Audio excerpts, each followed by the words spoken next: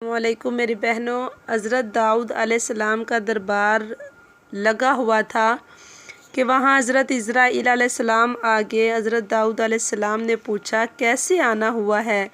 انہوں نے فرمایا آپ کی مجلس میں ایک نوجوان بیٹھا ہے، میں اس کی روح قبض کرنے آیا ہوں، صرف اس کی زندگی چند گھنٹوں کی ہے، اب یہ نوجوان گھر جائے گا تو میں اسی کی روح قبض کر لوں گا۔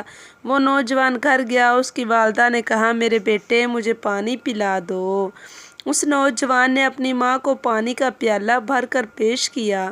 اس کی ماں نے پانی پی کر یہ کہا اے میرے اللہ میرے بیٹے کی عمر دراز فرما، اس نے مجھے پانی پلایا ہے۔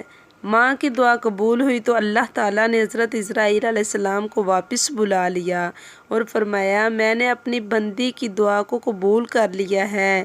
اس نوجوان کی عمر 30 برس اور کر دی گئی۔ سبحان اللہ۔